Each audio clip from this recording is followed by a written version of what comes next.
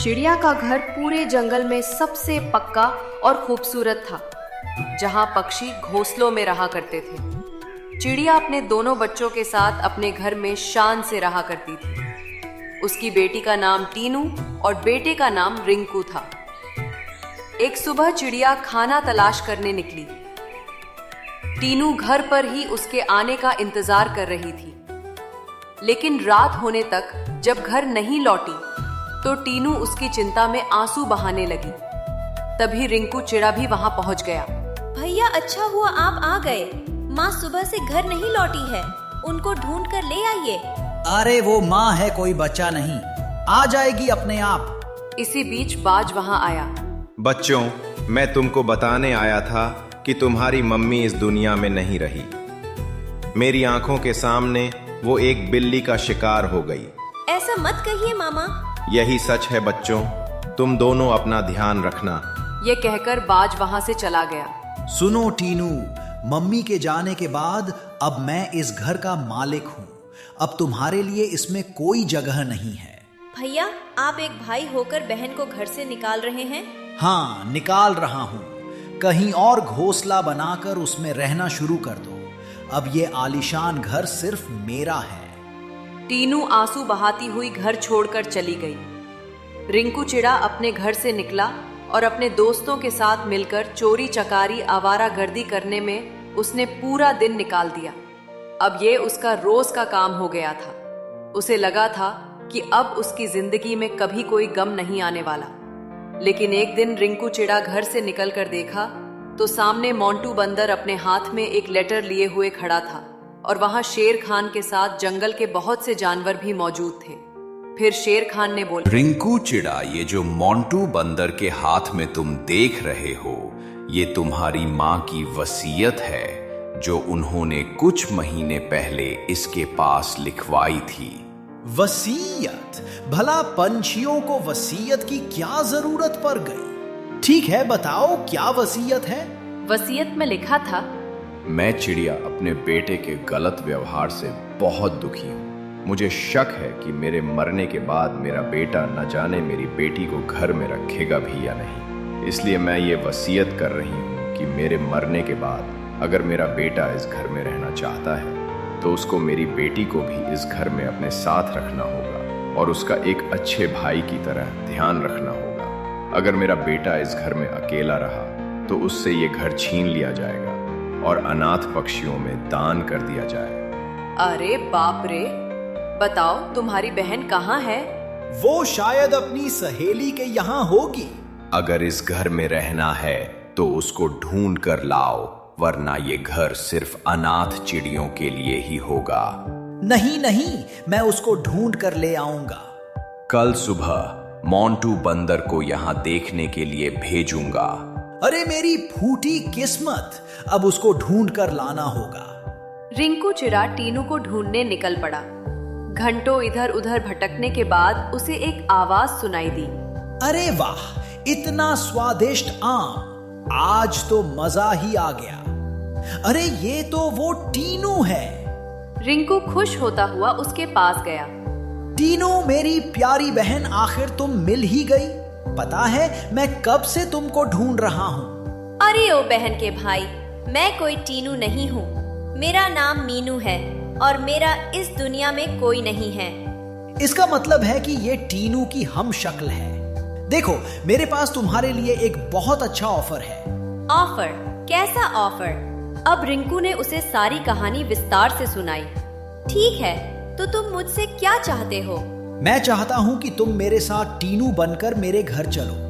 हम दोनों उस बड़े से घर में आराम से रह सकेंगे और हमारा चोरी चकारी का काम भी हम मिलकर और अच्छे से कर पाएंगे। अच्छा आइडिया है। अब वो चिड़िया रिंकू के साथ उसके घर चली गई। सुबह मोंटू बंदर वहां आया। ये देखो मोंटू बंदर, मेरी प्यारी बहन, मैंने इसको ढूंढ लिया है। टीनू, तुम कहाँ गई थी? क्या इसने तुमको घर से निकाला था? नहीं नहीं, मेरा भैया तो मुझसे बहुत प्यार करता है, ये मुझे क्यों निकालेगा? अगर ये तुमको परेशान करे या कुछ भी कहे तो तुम सीधी मेरे पास आना, ठीक है? जी बंदर मामा। ये सुनकर मोंटू बंदर चला गया और मीनू रिंकू से बोली, चलो भैया, मेरे लिए खाना लेकर आओ, बहुत भूख लगी है। अरे तुम जाओ, मैं क्यों जाऊं भला? देखो, मैं यहाँ तुम्हारी बहन बनकर आई हूँ। अगर मैंने कह दिया कि तुम मुझे परेशान कर रहे हो तो तुमको ये घर छोड़ना पड़ेगा। इसलिए अब मैं जो कहती हूँ उसे करते जाओ, वही तुम्हारे लिए अच्छा होगा।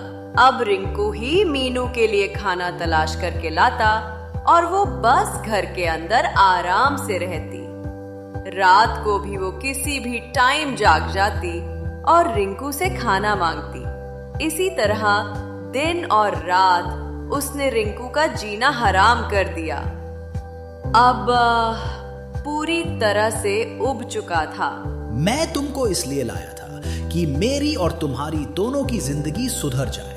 हम दोनों साथ मिलकर चोरी करें और इस बड़े से घर में आराम से रहें। लेकिन तुमने मेरे साथ धोखेबाजी की है। हाँ, की है धोखेबाजी, लेकिन तुम्हें इतना बुरा क्यों लग रहा है? तुमने भी तो आज तक धोखेबाजी ही की है। जब तुम्हारी माँ जिंदा ही तो तुम उनको भी धोखा देते थे।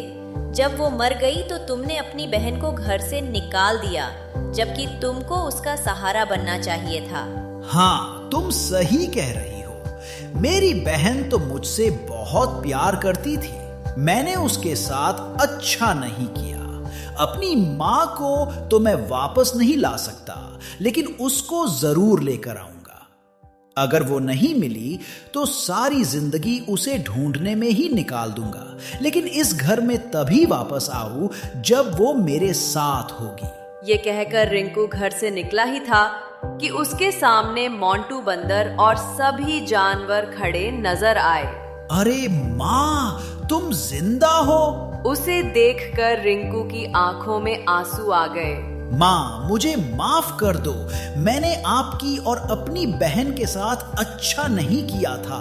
मेरे बेटे, मैं तुमको एक जिम्मेदार भाई और बेटा बनते हुए देखना चाहती थी, इसीलिए मैंने मरने का नाटक किया जिसमें ये सब मेरे साथ थे। आपने अच्छा किया माँ। अब आप आराम से घर में रहिए। मैं मेरी बहन टीनू को ढूंढने जा रहा हूँ। घर में रह रही उसकी हमशक्ल को आप बाहर निकाल दीजिए। तभी मीनू भी वहां आ पहुंची। माँ, यही वो चिड़िया है जिसको मैंने टीनू की जगह घर में रखा हुआ है। ये सुनकर सभी जानवर जोर जोर से हंसने लगे और रिंकू को कुछ समझ नहीं आया। क्या हुआ माँ? आप सब लोग मुझ पर इस तरह क्यों हंस रहे हो? रिंकू बेटा, जब तुमने टीनू को घर से निकाला तो मैंने इसको ये तरकीब सिखाई थी। मेरे ही कहने पर ये तुमको मीनू बनकर मिली और तुमको परेशान किया, जिससे तुमको ये एहसास हो सके कि तुम्हारी सगी बहन तुमसे कितना प्यार करती थी। भैया, आपको बुरा लगा तो माफ कर देना, लेकिन वो सब करने के लिए मुझसे माँ ने ही कहा था। मेरी प्यारी बहन, तुमने जो कुछ भी किया अच्छा किया। तुमने मेरी आंखें खोल दी। अब मैं हमेशा तुम लोगों का ध्यान रखूंगा और आवारा गर्ली बिल्कुल छोड़कर एक अच्छा जिम्मेदार भाई और बेटा बनकर दिखाऊंगा। ये सुनकर सभी को बहुत अच्छा लगा। उस दिन से रिंकू पूरी तरह से बदल गया और अपनी माँ बहन का अच्छे से ध्यान रखने लगा।